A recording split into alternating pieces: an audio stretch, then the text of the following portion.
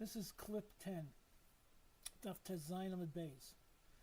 State the Mishnah ve'elu manikin lahem, and it gives you a list of cases of Ivri that get Hanaka. One of them is misas adon. If the adon dies, so we know who's there, who's yaitza when the adon dies. I thought the din was that if the adon dies, it's the sons are Yerush. So why is there Hanaka? She's not free. The answer is we're talking about a nirtza. That a nirtza does not go be Yerusha to the children. And there's no Yerusha on a nirtza, and he's set free. In other words, it was a nirtza, and he's supposed to go till Yovel, but what happened was that the adon died. So then the halach is he goes free by misas adon. So therefore there's Hanaka. The Kzos in similar test Sifkat Nalef has a kasha. Who gives the Hanaka? The children. The children are not mechuyev to pay the debts of the father. And according to the Man Domer that holds Shibud Lav Deraisa, there's no Shibud. Now Shibud Deraisa and Shibud Derabanan is a big machlokes Amoraim, and I do think that at the end we paskin the paskin that it's Shibud Deraisa, but that's not so terribly clear. Especially Rav and Shmuel both hold Shibud Derabanan, meaning that midaraisa there's no liens on your property for your debts. If a guy dies and if a guy sells away his property, has nothing, it's all over. All you can collect from is what his assets are, b'shas he's alive. If those assets have been sold away, or if he's gone and it's in the hands of his children, you would not be able to be gaiva. But we made, of course, takanas, and of course you're gaiva, but you're only gaiva in the times of the Gemara. You're only gaiva karka, and Medina you're only gaiva karka. The Gainim were misaken that you can be gaiva from a taltal, and also, and that's the way it stood till today. But it's Medin. It's only karka. In other words, all liens are only supposed to be collected from karka that was either sold away, or it was inherited by the children. But the children themselves, if they don't get an inheritance, certainly if not of karka, even bisman is that there's no. If let's say all they get is a car, that's metaltalin, and jewelry, that's metaltalin. They don't. There is no gavina. You can't get your and even with a star, even if a mold b'shtar, there's no gavina because the halacha is that metaltalin diasmil Mshubadi. We were misaken that the only thing you can get out of the Yisrael is karka, and to top that off, you can only get from karka that was assets that belonged to the father and that they yarshin. If they went and they bought themselves karka, you can't collect from them. They don't owe you anything. But the din is, Shaloch does talk about the fact that there's kibbutz av involved over here, and it's not a pretty picture that the father dies and he leaves all his debtors out in the lurch, and if it's a case where you can't collect from the assignment, so there would be an inyan of kibbutz, but there's no way that Bezin's going to force any of the assignment to make good on the debts unless there is assets, and these assets were karka assets, and they were Mshubadi from when the father was alive. In fact, Tzais, these assets, how did his stuff get Mshubadi? First of all, he's dead. So and the Yisraelim don't have to pay the debts. They don't have to pay Hanaka. They don't have to pay even stuff that he borrowed from people. If there is no shibud, right? Okay. And then halach is that according to Shmuel and Rav and Shmuel, the Shibud Derabanan, and so if that's the case, right? Okay. So by a milva, we were misakin.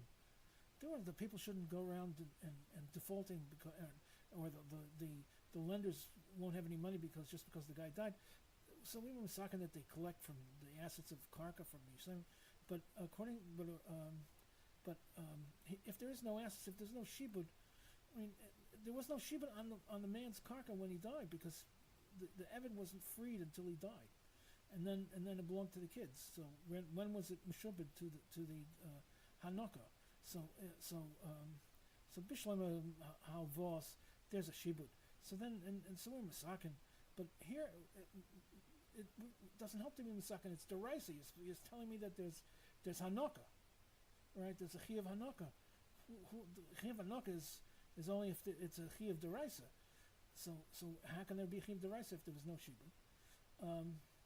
So when it says in the Mishnah there's manikin b'misas adon, it means that the children have to give the Hanaka.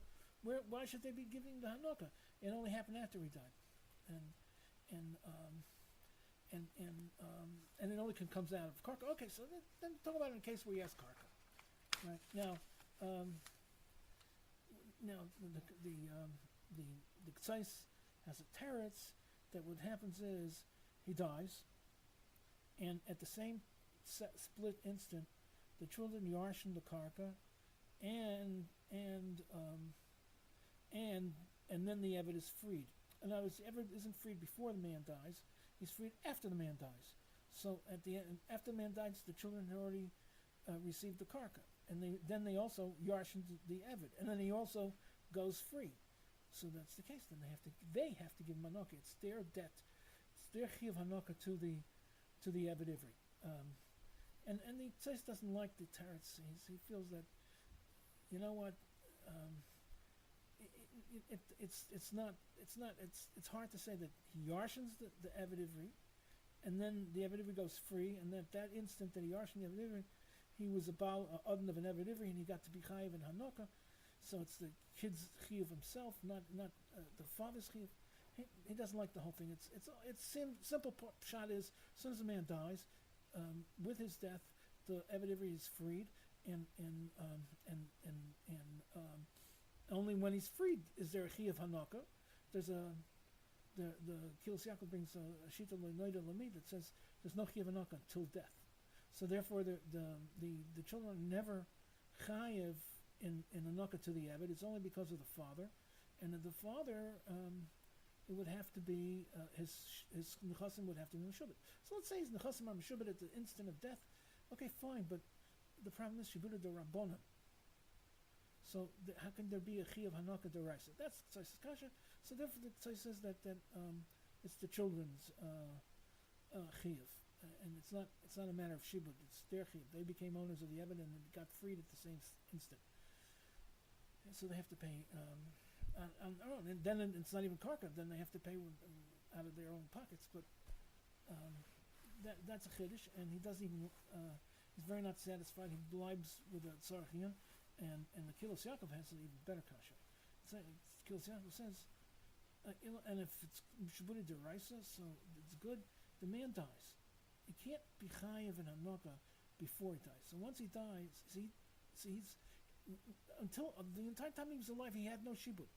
There was no, even if Mshubadi deraisa, there was no shibud to pay Hanaka because the chiyuv didn't pop up yet until the man dies, and then he's dead, and then everything goes over to the children.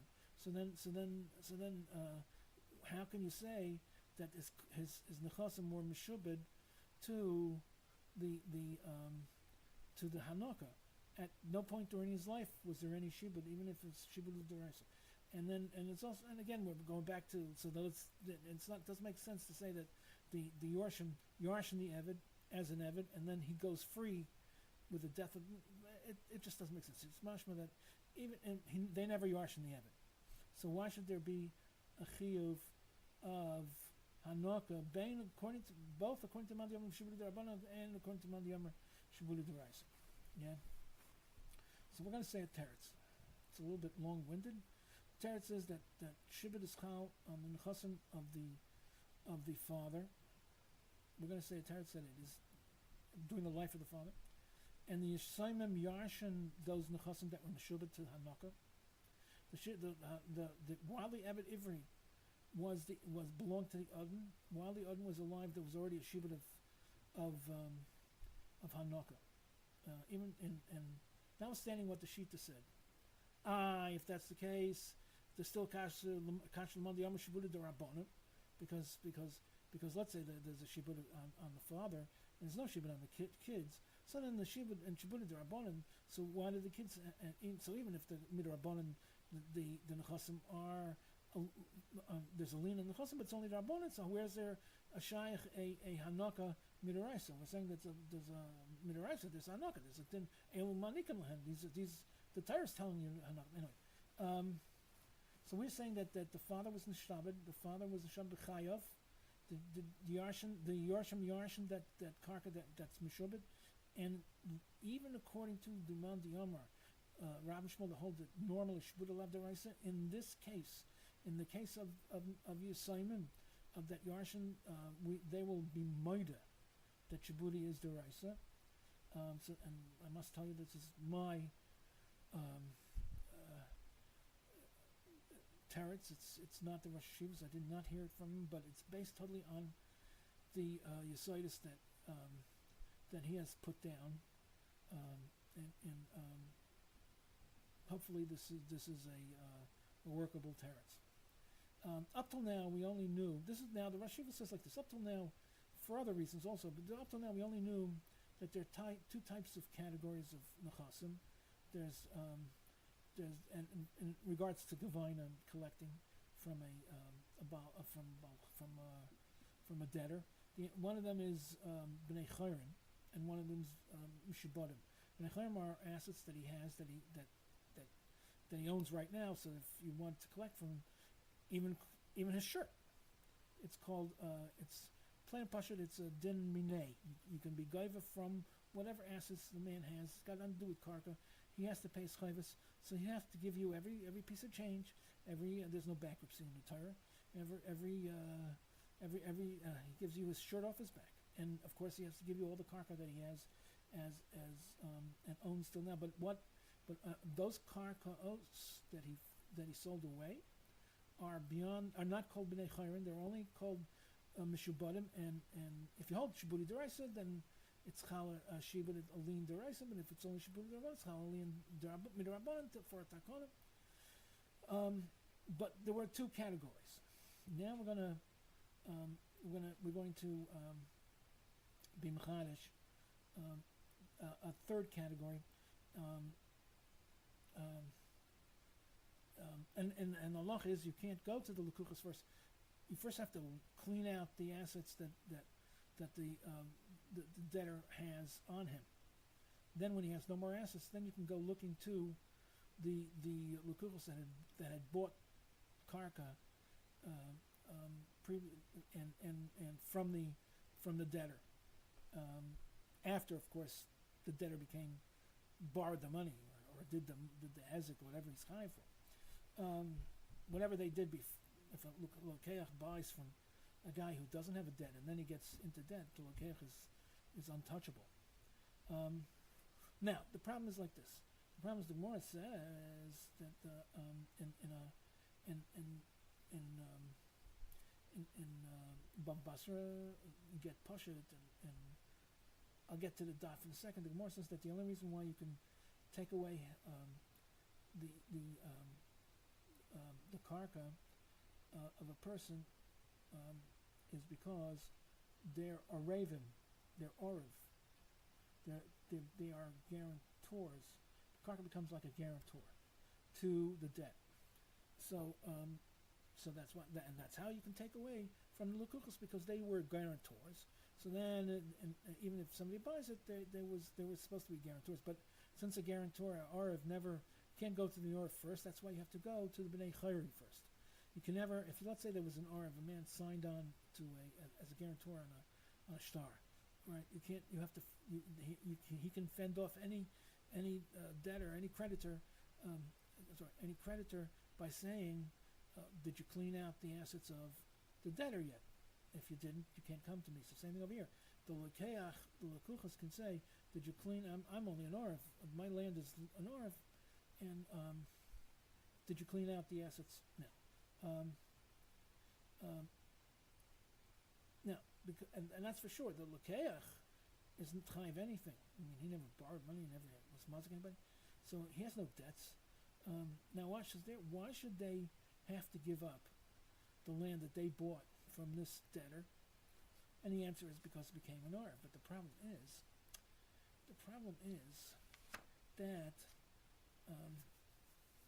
there's land that was land that was sold off, right? It can't. Why should it be an arv? Because there's nobody alive here, right? There's no arv. I mean, the Lokach didn't decide to become an arv. What does he know? He didn't even know that there was debts. Maybe he wouldn't even have bought it. It's just that we're saying that the karka is an arv. A person lends you money, and it's understood between the two sides that the karka will be a guarantor for the debt. So, but that's only the karka that the debtor owns. If the debtor sold it away, so why should he? Why should the other guy be chayiv? There's the answer is Chaim. We'll explain it more where he gets this from. But Chaim says that there's a chalois ishtanus, and because the karkos were got a din of as an arv to the debt. Therefore, either midrash or midrabanan, it's a chalois on that karka. It's a kind of places in the back. It's all in the get poshet area. In the last parak of Basar, Tosfos calls it a misas kinyan. So to the creditor, so that when it was sold off to the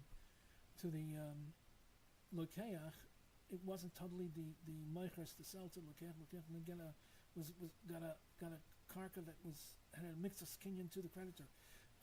There's two Rashis, one in Erchin and one in Psachim, and one Rashi says that the meicher couldn't sell it totally because it's Ein B'Shusa. Another Rashi says the meicher couldn't sell it totally to the lekech because it's Ein Shaloi.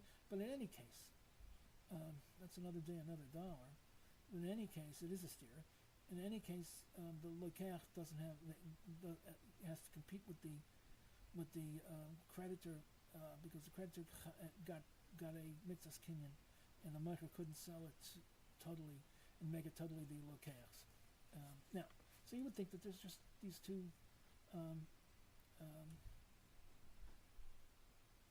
Now this halacha. Where did it come from? It came from because these karkaos were already, there was a lien on them while it was in the hands. I mean, the lien can't start in the hands of the lokeach.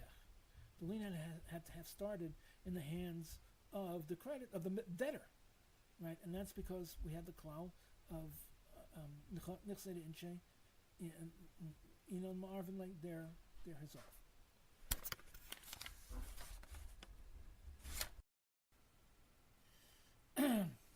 So the Rosh Yeshiva wants to create a third category. Those nechasim karka that are in the hands of the debtor at the time of the debt and on, and have not yet been sold, and they're called b'nei chayrin. They are Mshubadim. It's not the din minei. In other words, it's not like taking the shirt off his back, making him pay what he has, some cash that he has in hands. It's a kind of gavina of shibud, but the shibud is called a shibud of bnei chayrin. Now, why? What does it mean? What is the idea? The answer is like this. The answer is that he was forced into saying this because of the halacha of the need for a tanai of the ikni. If the Chaber Paskins in Kzos, some Cheshmish Kzos, that said if a person dies, he has to pay.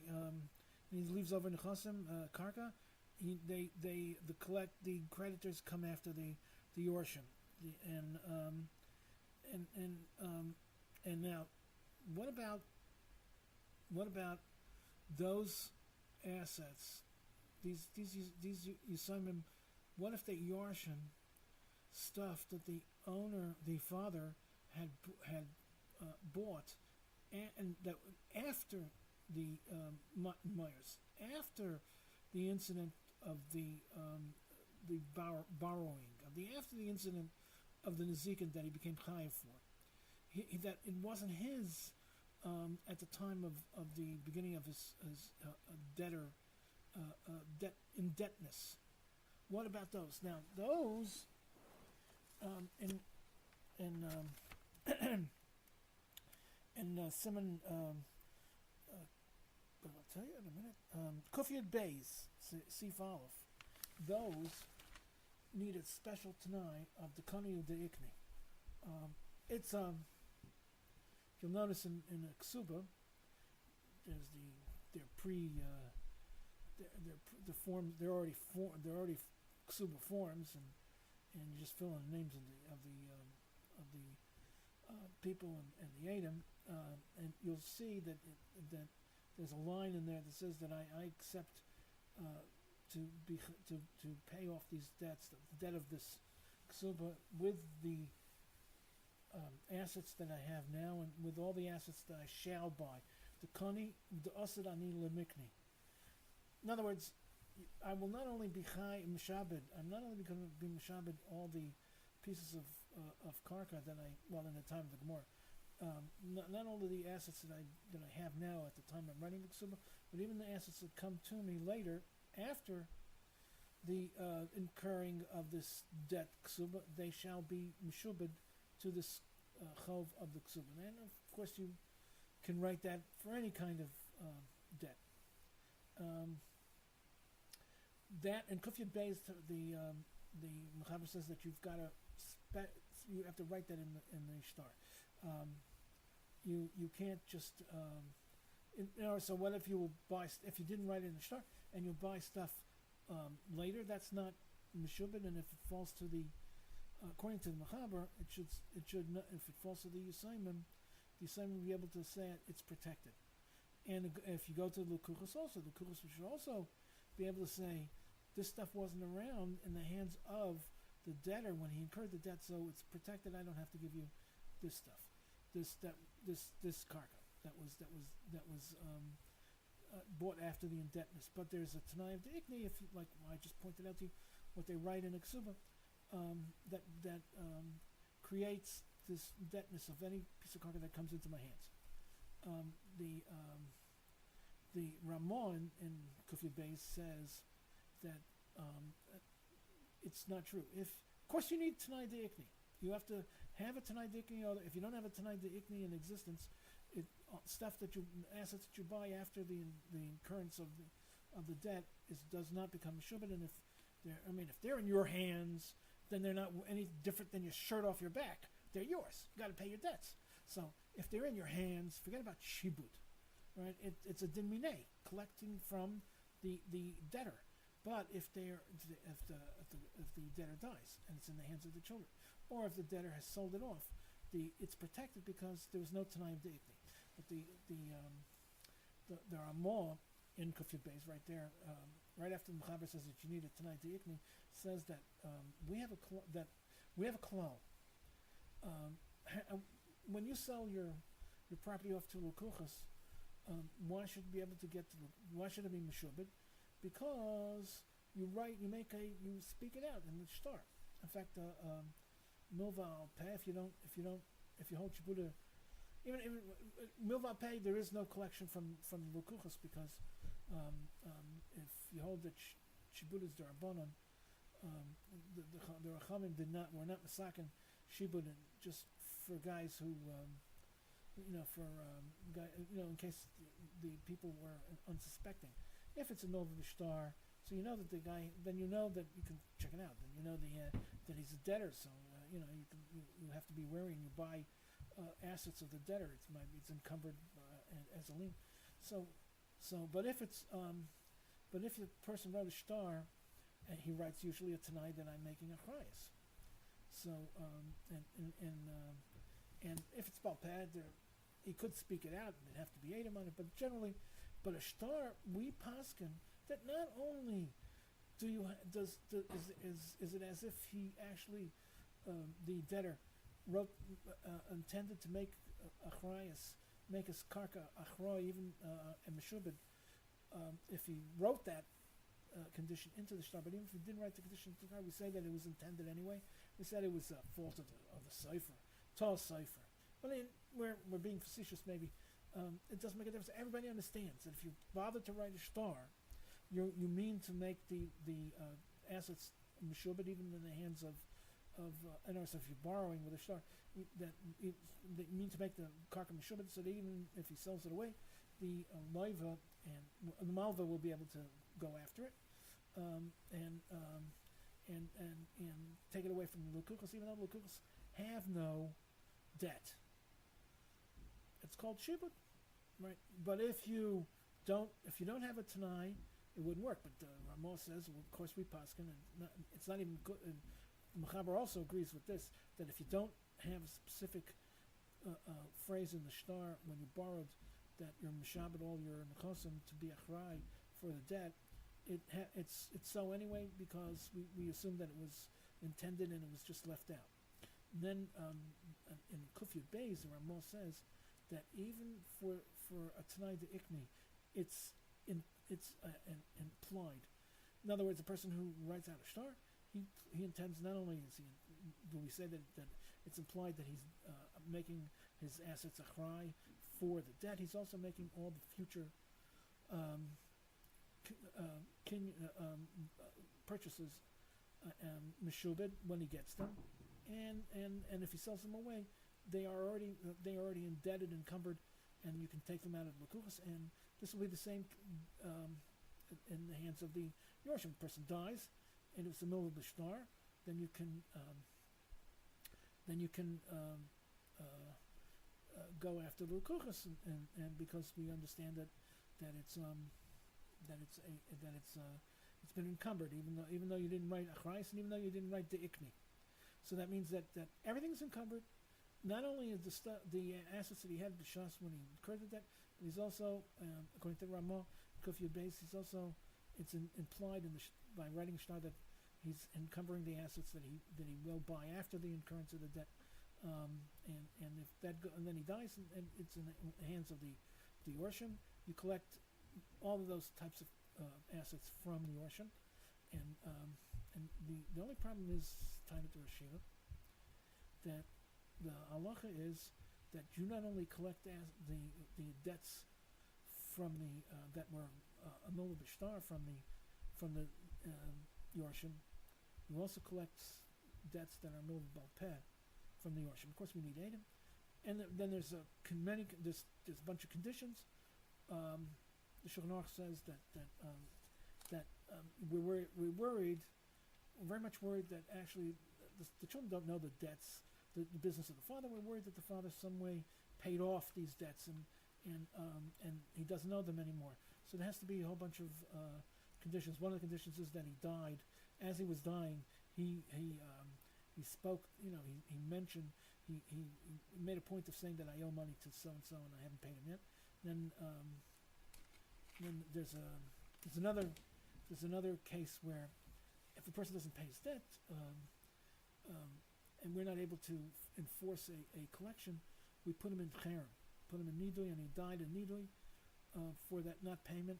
So we understand that he still owes it, because had we found out, had he paid back, he would have immediately made sure that to go to Bezin and take off the cherem. There's a third case when there was let's say the loan was due at a certain point, and he died before the due date. So we say that ein adam pareis chayvei, it's a chazak and lifnei zmanai, and it was sure that he didn't. But in any case, if there's no problem of payment, having made a payment, and the son not knowing about it, the son are going to have to. You can go after the son the assets that were the father's, and now that the son Yarshin, even though it's a milval peh. The only problem is, by milval peh, you cannot claim, like the Ramah and Kufya Beis, that the Tanai of the Ikni was implied. But if you're writing a shtar, then you can claim that the Tanai of the Ikni was implied. So therefore, even assets that he bought after the incurrence of the debt becomes encumbered. But if it's a milval peh, so then you can't say there was an implied Tanai of the Ikni here. So how is it that you can come after the assets that he bought after the occurrence of the debt in a milval peh from the Yorshim. Now, there's no problem from Lukuchas because you can't go to Lukuchas for milval peh. No matter if you hold Shibud the rest Shibud Rabban, the Rabban Masakin, that the only way you're going to go extract stuff from the karka, from the Lukuchas, is if it's a milva b'shtar. If it's a milva peh, you can't. So fine. So there's no problem of where did of dikni come from. Milva peh. There's no gavina from Lukuchas, but from the Yorshim there is a gavina of milva peh. So where did the shibud on the answer is says the word shiva that there is a second class of shibud, not shibud on Mshubadi, it's in shibud on the bnei chayrin. While these assets were yours, that you bought them after the occurrence of the debt, while they were yours, they also became an arav. They became guarantors to your debts. A person buys new stuff, it becomes not because you can collect from him because it's a shirt off his back, it's part of his assets that he has on hand. It's chal a chalois din that as long as they're yours, even if they're yours after the occurrence of the debt, they become an arav.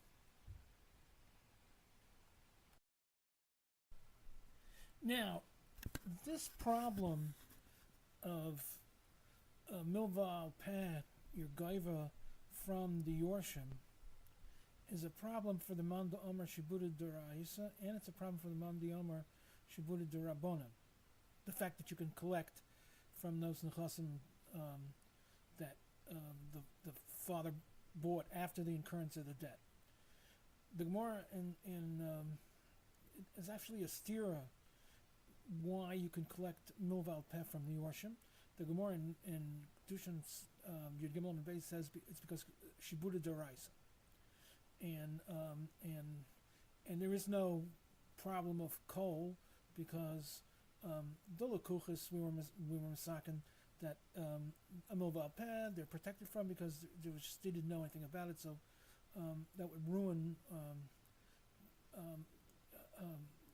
sales of karka, and no, everybody would be afraid to touch it because nobody knows what this guy might have milval peh a chiyuvim around, and they'll collect it away from me.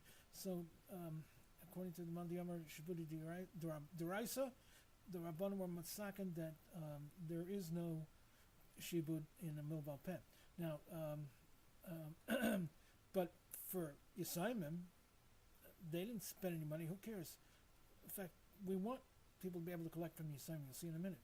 So there was no takana to protect them from a milval peh. As long as we know that there was no peroim, as long as we could be sure, some reasonable surety that there was no peroim done by the father during his lifetime. And even according to Mandiyamar Shibuda D'Rabbanan, if you're not going to be able to collect your debt, even if it's a milval peh, you're not going to be able to. A person lends with in good faith. Let's say he does it with Adam, and he plans to, and the guy dies on him. So I mean, why would anybody lend any money? Everybody would be afraid tomorrow he's going to die, and milval peh is Shibuda D'Rabbanan. I don't get nothing out of the Yorshim. So they were misaken. The more in Bava Basra Kuf Ayin Vav. It's the last blot in Bava Basra. More says the same Rav Papa who said the reason is Shibuda D'Oraisa in Kedushin Yud Gimel Beis. The Gemara in Bava Basra Kuf Ayin Vav has him say the reason is that we collect from Yorshim milval peh is because Shalei Tinel Dallas Biflin Lovin shouldn't close the doors. As we shouldn't hamper. There'd be a complete halt of any lending, because and certainly, I mean, everybody would have to be forced to write a shtar. I mean, it's a whole. I mean, short-term loans are not done with a shtar, and they're not. And so there would be a complete halt in the ease of lending.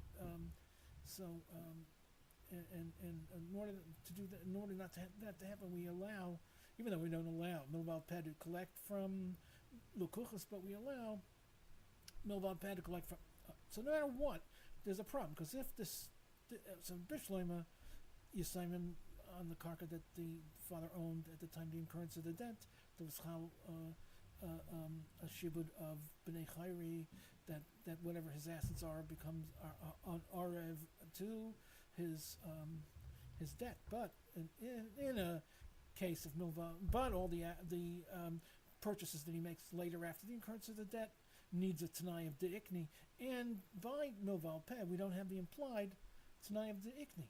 So unless Adam are going to be made that there was a tanai of the ikni, and that in order for the tanai of the ikni you would probably have to make a kinyan. It's again gets to be almost as complicated as a shtar, a milva b'shtar. So therefore,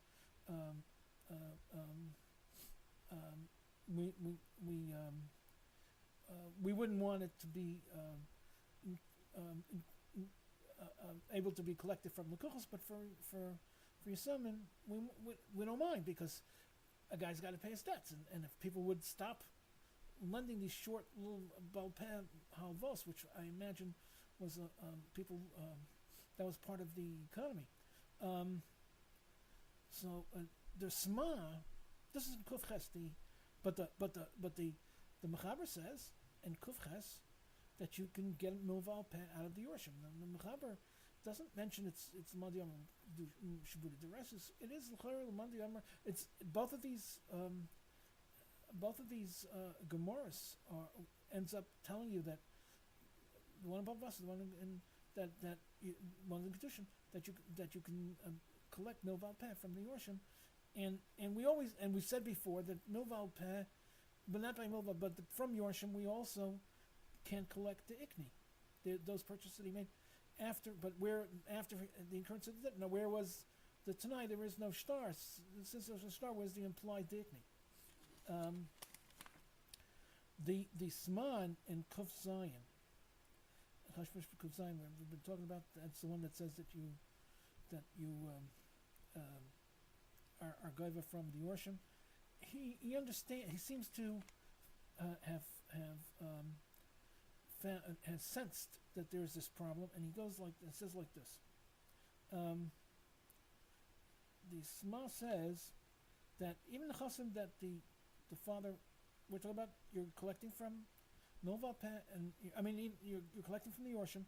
So the Sma says that even those nechasim that the father purchased after the incurrence of the debt, you collect from the Yorshim, minarais, minat Torah, which would seem to me okay, minat Torah. Does that mean Shabbat deraisa? We'll see in a minute, right?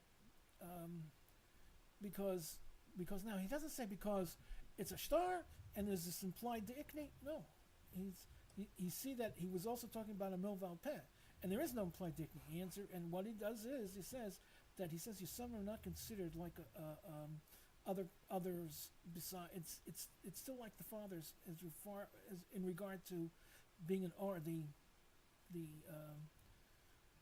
karka that belong, the assets that the father left. It's like the father's still alive. They're not like others. I mean, if it's when a debtor sells off his stuff there and the others are not mechuyev, they're not mechuyev to pay off any debts. And if there was no shibud, they're not mechuyev to give back the purchases. Only if there's a shibud that we say that it wasn't totally the debtors to sell; it was a mixed kinyan to the creditor. Okay, but if it's Yorshim, now why didn't the Sma could have said the din of the ikni that will allow the creditors to go after the Yorshim for purchases that the father made after the incurrence of the debt? Why didn't he say that? Because there's a star. The answer is because he's talking about milval peh too. And so what does he mean when he says that the Yisrael are like the father? They're not like others. They're not like the Lekuchos. Does he mean to say that it's considered b'nei chayrin? The chayra, so what? So the father, it's like the father's alive, and you're taking the shirt off his back? No, he means to say, according to Rashi, he means to say that that well, even say more. What happened to the Ramah? The Ramah, you don't need the Ramah anymore. Why did the Ramah have to say his whole Torah that just like we say achrayus when a guy borrows and with a star that achrayus toisofer that all his land is Mshubadi even if it goes off to he sells it to the kuchas, the creditors collect. Why? Because it's implied that there's achrayus nechasim, that when a person borrows that his nechasim are going to you could collect from his nechasim. They're mshubad. So therefore, even if he doesn't, he doesn't have to actually write it. It's as if the cipher forgot to put it in. Just like that's the case. So there's also for Dekni all those future purchases that he makes after the incurrence of the debt. It's like the Ramah. There's also an implied Tanai of the Ikni. Right. So what do you need that for? Why don't you just say like someone else said by Bill Valpeh? It works by Mov B'Shtar also. That it's like they're not like Lakuchas, so you can go after them. It's like it's like Bnei Chayron, go after his shirt on his back. It's like the father's still alive. No, Teretz is no. It's like the Rosh Shiva. This is a new form, a different form of Shibud. It's not the Shibud of Mishubadim, but the Shibud of Bnei Chayron. And let me explain what if there's a guarantee. If there's an Orv. There's a revis on a person's karka assets. Now, that there's only the Gemara in Bava Basra says that his assets are Orv. It's his assets, not somebody else's assets. So when he sells it off, it's not his assets anymore. Why should we be able to go after the lukuchas? That's a whole different shibud. The shibud of Bnei Chayron is a shibud of chalois din, of everything that's in my possession. Not. It's not like the shirt off my back. Everything that's in my possession is mishubad as a chalois din of shibud, and because it's an orv to pay back my debts. The minute I sell it off, that din of an orv goes away because it's only my stuff, my assets. If I've sold it to somebody else, it's not. It's like the small. But what happens when you sell it off? We said that besides the shibud of Bnei Chayron, you get a shibud mishubadim, like the Reb Chaim says in his sefer. That once there's a shibud mishubadim, you don't need the debt to be high of the debt. That's why the lukuchas have to give it back. Once there's shibud on a piece of a land, it doesn't make a difference who owns it. But while it's still in the possession of the debtor, it's an orif. It's not an orif after it's in possession of the lukuchas. So at that point already, there was a chalais shtanis that was almost like there was a kind of kinyan. That's such a lashon in Taisus Bava Basra that creditors get in a person's assets. But that we're not talking about. Being an orif doesn't mean that somebody has a kinyan in the orif stuff, and especially if land is. It's not a person. So what do you mean? So you don't have a kinyan in a person's assets. If a ravis, it doesn't mean that you have a kinyan. It just means it's an orf. So if you don't have, let's say, so therefore you can be collected. So this mas means to say, so there's a shibud. And the sma means to say on anything that belongs to the debtor, it's still in his possession, and as a shibud is a din of ben chayron, shibud b'nei chayron. It's only a chalois din as long as it's in your possession. Nothing was nishtana by the being an or doesn't make a shinoi in the kinyan. Of your ownership of the assets just means that all your assets is encumbered, as long as they're your assets. So now it's up to Sma and therefore it doesn't make a difference if you don't need a Tanai Dinik for that din of Arif. That's just a Chalais din to pay off your debts. As it makes a difference if you buy it afterward, the incurrence of the debt. Now it's your possessions, and every bit of your possessions is an orif to your debts. As long as you had a debt, you hadn't paid it off yet, you get a new possession, and also it becomes an orif. right? You don't need a T'nai D'ikni. You only need a T'nai D'ikni because we're talking about L'kuchas. So what? So L'kuchas don't. I mean, the possessions, the purchases that they bought from a debtor isn't an Orav while it's in their possession.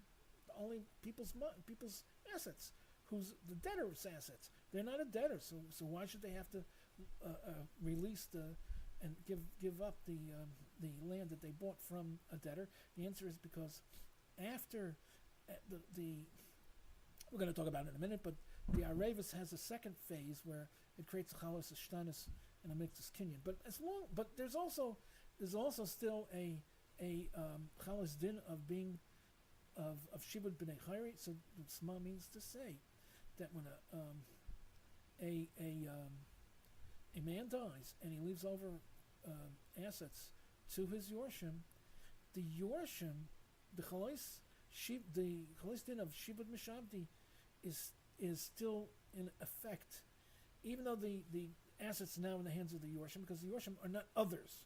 They're not like him. They don't owe anything, because you see that if there was no karka, there was no assets, they don't have to come up with the payment of the debt of their father's debt on their own. And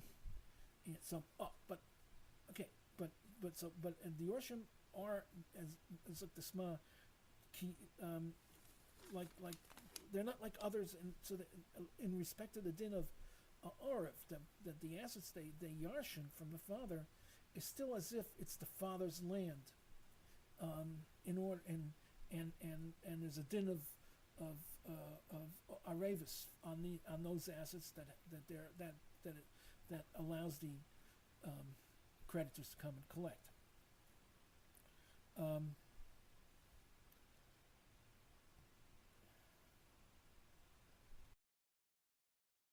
The Rosh Hashiva wants to bring a raya to his Yesod that there's such a stage and such a category of shibud b'nei chayri, of assets that are in your possession. Now, assets that are in your possession is chayiv. The creditors come after it not just because you owe, the debtor owes them money.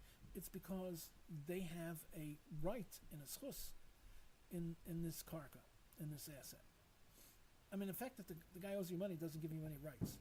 It just means that Bezin is allowed to make you cough it up, but they don't have rights. But here, it gives you rights. Now, what's enough? I mean, what's the difference? You'll cough it up. If they have rights, you'll get it,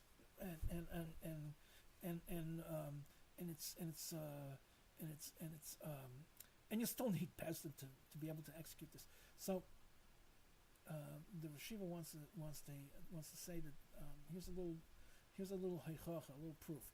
There is halacha that you cannot, if a man, forget about, he's not dead yet. He has to pay off the collectors come, the creditors come.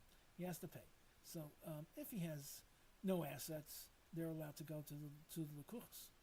And we're talking about Milva Vishtar. They're allowed to go to Lekuchos because we say that Achrayas, that their star, either it has an openly a phrase which indicates Achrayas, or it's implied. And then they're allowed to collect from future purchases they made after the incurrence of the debt, because it's either in the star or it's implied, right? But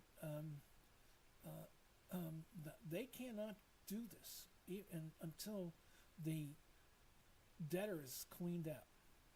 He has to be totally cleaned out. If he has any assets, any possessions, you're forced to liquidate what he has. You can't go. The Kzos are protected until you clean out the debtor.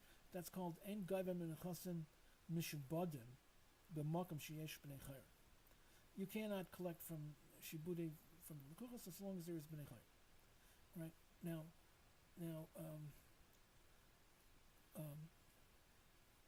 where did this din come from? So the Rashiva wants to bring a proof that it came from the halacha of this new category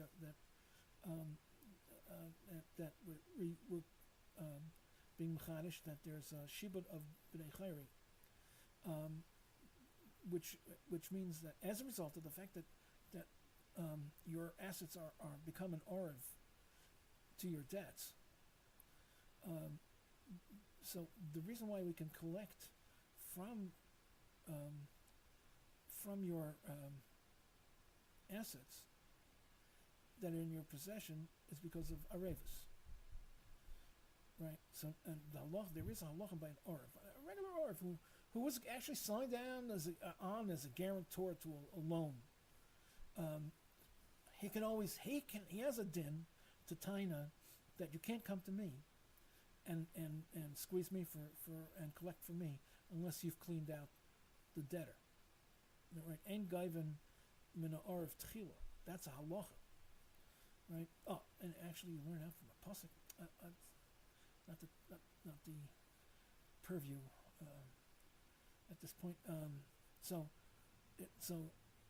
Dr. Shiva, maybe this is a good source for that din that you can't go to the lukuchos and collect from Mshubadi as long as there's b'nei chayrin, because the din is that how did the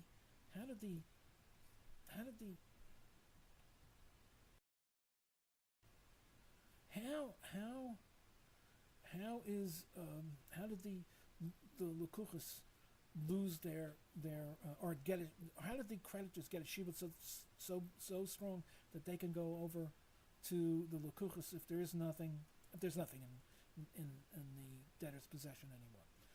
The answer is, we said that the din arevis creates a chalois ishtanis. It does both things. It makes a chalois din that as long as it's in your possession, it's an oriv and acts as an oriv. And then because it acts as an oriv, it also produces has a second toitzah that it creates a mixus kinyan, so that you can actually collect it from lukuchos who don't owe you anything, and it's not an oriv anymore in the hands of lukuchos. So the lukuchos can taina that you can't. I got this. You're only going to come to me. You're only coming to me as a result of the fact that a person's possessions are an oriv. It's not an oriv anymore, but it was an oriv, and therefore it gave you a mixus kinyan, and that's why you want to take it away from me. But the halacha is, the arevis is not that strong, such that it can give you just a blanket ability to collect from all the possessions. Only the possessions our arevis only works as long as the debtor has nothing left. So therefore, if there is b'nei chayrin, you can't come to the lukuchos. This is a result of of din by oriv, right? So from here you see that the din arevis is the source of the halacha of ein gavim min chassid b'nei chayrin makan sheyesh Mshubadi makan sheyesh b'nei chayrin, right? So this is only now if all you could do when it's in a debtor's possession is collect to shake him down for his possessions because he owes a din minei. So where did who said? So I'm coming. Why shouldn't the collector say, when it's in his possession and he have anything in his possession, I come after him because it's a din minei. But now I like this stuff that he sold off to you better, and I got a mixus kinyan, right? So why can't I go to you? I don't want to go do a din minei. Teretz is that the halacha of nichsei de inish aravlei, right, makes a shibud and it makes a mixus kinyan, and that's so therefore and that it does a shibud if it does a shibud and a kinyan at the same time, and therefore it's not a din minei that you're collecting from when you collect b'nei chayrin. It's halacha of arif. So then the lekech says arif. That's how I got my that's how you want to collect from me a din arif. The din arif doesn't allow to bother the arif first. Go to go to the debtor himself first, and then when he's cleaned out. So the Rashi wants to hold from there. It's not a raya brewer, but Rashi says that it fits in very very nicely. Because if there's no din arevis, then it's a matter of minay. So why shouldn't the creditor say, of course I can go to minay, but why can't I like your stuff better? And it's Mshubadi, and it's got nothing to do with a din arv, because collecting from bnei chayrin has got nothing to do with a din arv. But now, so therefore I don't want to collect minay. But if the collecting minay from bnei chayrin is because of the shibudim, a shibud of an arev, it's din arv. So then I can't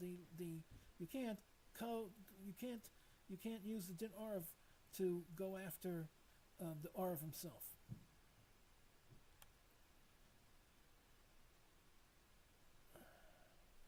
Good.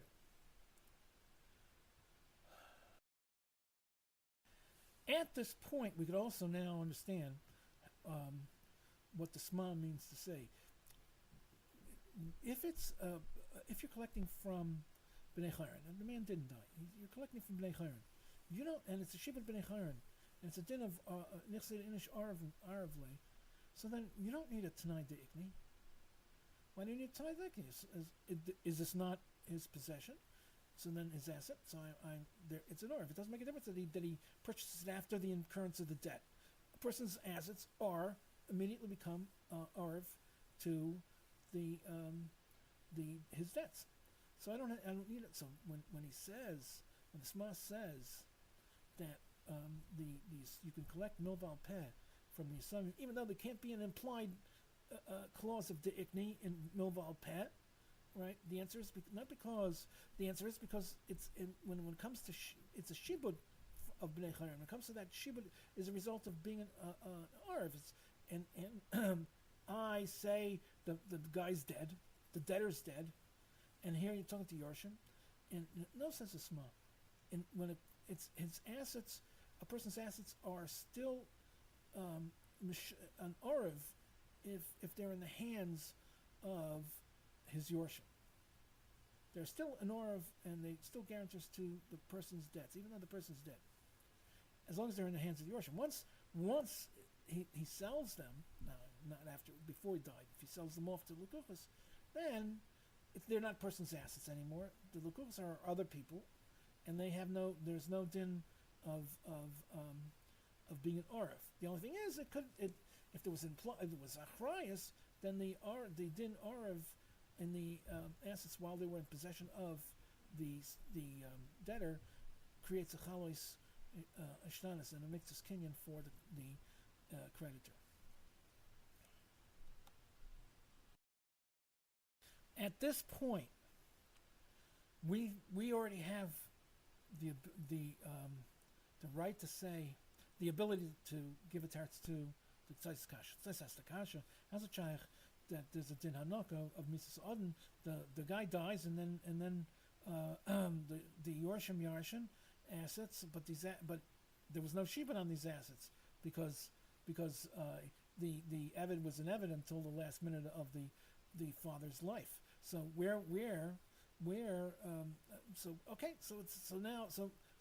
should the Yorshim have to pay al skibud? There's no such thing. We know that already. So it's only because. So where was it?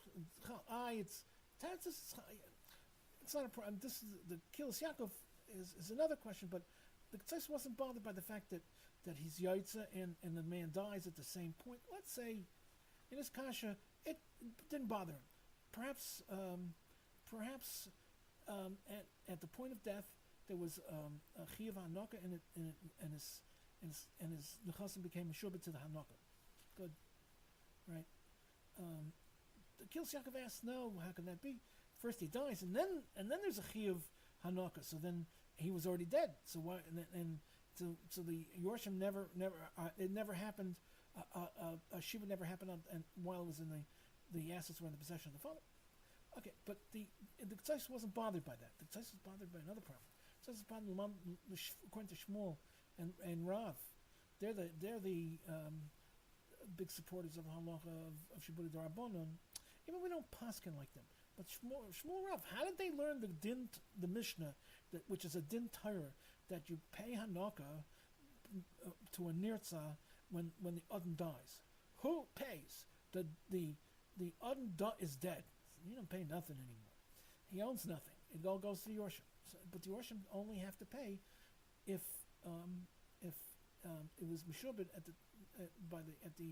during the life of the father, and okay, that's the kashye-How kasha. No, they only have to pay because Mshubadi deraisa. If Mshubadi is only Rabbanon, so they don't pay because of a takana. So Bishlam in the case of halva, borrowing, lending. So we made a takana. This is a din deraisa. It says it's a din Torah to pay the Hanaka to a nirtza who goes free with the death of the adon. So who's going to pay? Why should he pay? Shibud is only the Rabbanon. It's a midaraisa. There is no shibud on the nechasim b'yav. So it came to the Yorshims free and clear, and not encumbered with a shibud. And there is no chiyuv on the Yorshim if there is no shibud. The answer is that what bishleima? When is there a machlokes shibud deraisa shibud rabbanon? That's l'gabi l'kuchos. That's l'gabi l'chalos ashtanas. That happens when a person is in debt and his karka is the creditors get a miktas kinyan in the karka. So do they get a miktas kinyan midaraisa? That's a machlokes. Midrabanan, everybody holds they do. I mean, Rabbi Shmuel holds it that you can collect from Lekuchas. So how do you collect from Lekuchas? They don't owe you nothing. The answer is because you got a miktas kinyan. But just all they're saying is that midaraisa, there's no such thing. It's only a takana d'Rabbanan. I mean, it's ancient, so and they couldn't go and check it out in some kind of sefer just recently published. Google it. It was ancient, and there have been collectors, creditors have been collecting from Lekuchas forever, and we all know it. So, and it's an entire parak and gittin of Nizakin, Nazikin. You get idjus, and Balchav you get Bainins, and you go to the Lekuchas. So everybody. So of course, Rabbi Shmuel holds that you can collect from Lekuchas. The problem is it's only midrabanan. So what's only midrabanan to get a miktas kinyan, such that even if the Lekuchas don't owe you anything, you could still take it away from them because it wasn't the debtors to sell. If the debtor wasn't going to pay you, it wasn't theirs to sell. But that's only the gabi, the miktas kinyan, the chalis ashtanas. But the din, chalos din of the fact that the Arav assets is a debtor's assets is an Arav for his debts. That's midaraisa. That's midaraisa. I mean, it's a chiddush to say that's the reason that person's asset has a din of a guarantor. I mean, it's not a lie, but that's the way it is. It's a Gemara in Bava Basra, and as long as it's the assets of the debtor, it's an orif. Whether it creates a new chalais din of miktas kinyan, that's machlokes if it's rice or rabbanon. But as long as it's an asset and the debtor is alive and it's in possession still of the debtor, so then it's an orif and you can collect from it. And the Sma said you can even collect from the Yorshim because it's as if the father is alive, the debtor is still alive, right? But that's a din deraisa. So you know why misas adon you pay Hanaka? Because even though in the case of Lekuchas, it's only shibud is rabbanon according to Rabbi Shmuel, but everybody holds that's only gabi is there chalais miktas kinyan, but legabi the halacha of nichsei de inshe, as long as it's nichsei de inshe, it's an arif. That's a vada deraisa. I don't want to know if you can call it shibud deraisa. You don't have to call it shibud deraisa. It definitely din deraisa that it's an arif. The person's possessions are an arif and it's chal a shibud b'nei chayri. So therefore, it's not. We took care of the kzos. Finish. We took care of the kzos. Just one more problem left. the Stipler Gain's kasha. Stipler Gain asked, make a cheshbon. The cheshbon is that a guy, an Eved Ivri is a nirtza, is yaitza the misas adon after at the instant of misa, whatever the case is, not while the adon is alive. And if the adon is dead, so then how is there any kind? So it's not nechsed incha anymore. It's how is there any kind of shibud on the nechasim for any of his debts?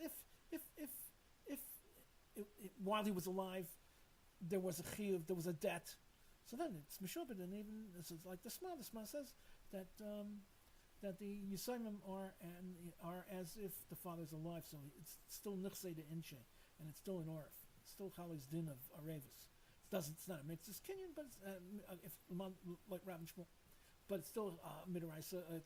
It's an orif, so, and it's not. You're not asking the assignment to pay mishum kibbutz. It's a kind of it's a shibud nechayr. But this debt doesn't happen while he's alive. It happens after he's alive. So and he brings a sheet of l'nei to me. I never saw it because he doesn't say where it is. So yeah, you'd have to go through the whole sheet of l'nei to me. It doesn't seem such a hard deal, but you have to do Talmudic research. But I have a teretz, and the teretz, in order to it won't take that long. In order to preface the teretz, I have to bring down a machlokes from Bava Kama. It's a famous machlokes. It's a machlokes whether why is eish quiet? Eish quiet. It's like your arrow, and pashpshat means that's Rabbi Yochanan. It's like your arrows. I mean, it's like your gun. It's like a bullet out of your gun. It's automatic. In fact, if you set fire, say you lock a guy in a room and you set fire to the room, then you're chayav misa, and if he gets injured, doesn't die, you're chayav daled dvarim like automatic. And there's no p'tur of Talmud. H is p'tur Talmud, but that's only an H. Rabbi Yochanan, that's only an H that spreads and as an accident. In other words, there's a case in the Torah, in the case in the Gemara in Bava Kama, where it's case in Bava Kama where the guy set a fire, and actually we figured out that there was going to be contained. There was a wall, there was barren land, and it wasn't going to jump to the next set of trees. But what happened? Some freak thing happened, and the wall fell down, or there was a storm, and the storm was ruach she'eina mitzuya, and it went on. So then even Rabbi Yochanan holds that it's a case of he holds like Rish Lakish. What does Rish Lakish hold? Rish Lakish holds that if you set up the fire, if you started the fire, then and you kindled everything, it's like you put together a mazik, and it's like your mazik that you own, just like your behemoth. You can't let your behemoth run around. You have to watch it. If you set up, if you put together enough. You made a campfire but you didn't put it out, so it just goes on. I mean, and it's negligence. It's as if you put together a mazik, and a mazik goes trampling around, and you're chayiv als mamad mazik. But according to Rabbi Yochanan, so that in that case where it should have been contained, and it broke out, and then it becomes according to Rabbi Yochanan, it comes like Rish Lakish that it's mamad mazik, and by that type of eish, there's tour of Talmud. On this, this is in Bava Kama,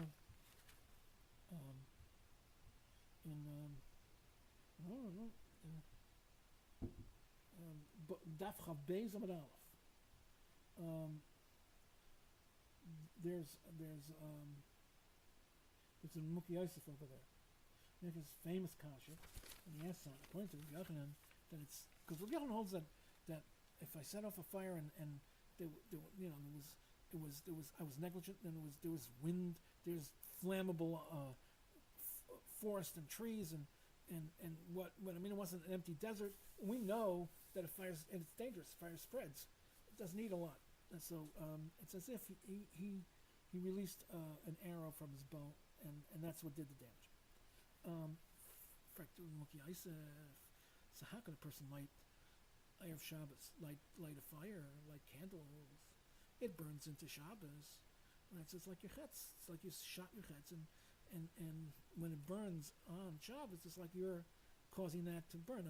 Because Rabbi Yochanan says that it's like on a mamazik. So and you have misa and you have daled dvorim, and there's no Torah Talmud.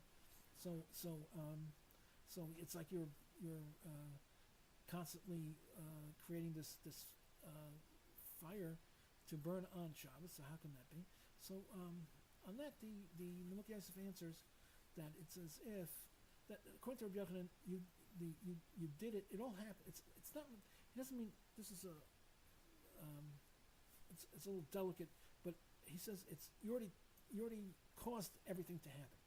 He does not say, and therefore, and you did that while it was still Friday, and not while it was not. You didn't. And later, as it turned to Shabbos, your doing is done. We'll go back to that in a minute. But what I don't want you to learn, the Rosh Hashiva says, don't learn that the pshat is as if it happened already. For a whole bunch of reasons, that's out there in Bava Kama land. It's another day and another dollar, and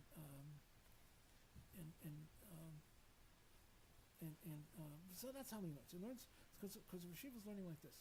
The chiddush of the Maluk Yosef is that there's two phases to an action. There's and one is the cause and one is the effect. But the cause can be of course there's a cause and there's effect. But when it comes to culpability, there's a chiyuv and a machayev before the chiyuv. Besides the fact that there's a chiyuv, there has to be a machayev. There has to be a generator of chiyuv, right? So therefore,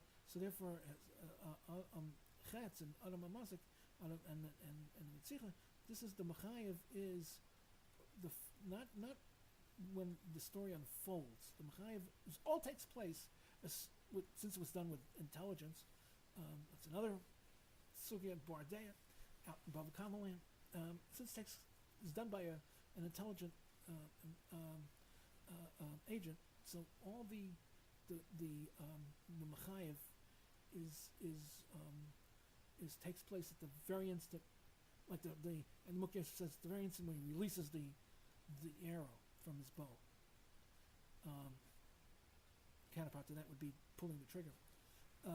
Even though the bullet takes a little bit to get to the victim, it's already the machayev already was done, was finished. There was a gemar in the machayev, and in the very first instant, everything else is just an unfolding of that. So, and then a chiyuv, of course, there's no chiyuv until something happens. If some strange luck it hits, if the guy had bulletproof vest, or it hits an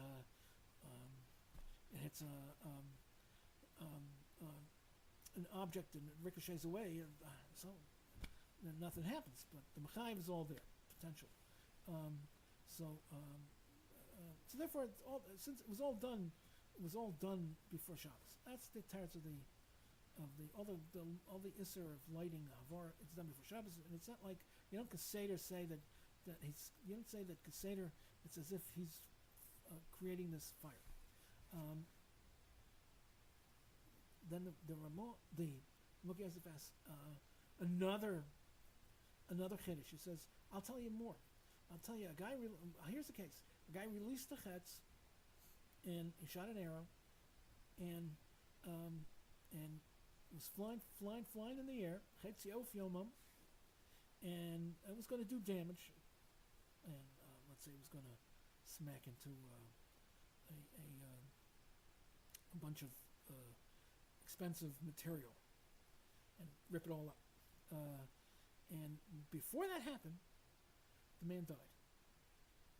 The Mukhyasa says, not only is he chayiv, I mean he's chayiv, but there was also chal a shibud nechasim on his karka, on his assets, so that the Yisraelim have to pay, even though that there was no chiyuv until later. Here again, here's a case where the son pays and the chiyuv didn't happen until after the death of the father. Why? Because the Mukhyasa was mechanish that it goes the shibud is chal at the point of mechayev, when the mechayev is done and finished. Even though there's absolutely nothing, didn't unfold yet. The chiyuv didn't unfold yet. It didn't happen yet. But the mechayev, if there was already a mechayev, a fartigam mechayev, there's already chal a shibud in his nechasim. So therefore, when he died, they fell to the Yorshim. They were already Mshubadi, so the Yorshim have to. The nizik can collect from the Yorshim. Now I want to say the same thing. From the Kzos kasha, the Stiplegon's kasha. Even if the truth would be that first the adon has to die and then the Eved goes l'cheres, but there's already a mechayev for Hanaka as soon as you buy an Eved Ivri. You don't have to wait till it doesn't mean you don't get a chiyuv. Of course, the actual chiyuv Hanaka, it's like the shita loyned of me. There is no actual chiyuv to give Hanaka until the misas adon or until the tzia of the Eved. But if once there's you have an Eved, there's already a mechayev, an Eved Ivri, or there's already a mechayev for Hanaka. It just has to the din Hanaka has to unfold. Has to wait for the misas adon, or maybe until the Yovel comes, or until the adon gives a shicher, star shicher to the Eved. But the mechayev for Hanaka was already chal at the very instance he bought and he acquired that Eved Ivri. So that was when he was alive. So therefore there was a shibud.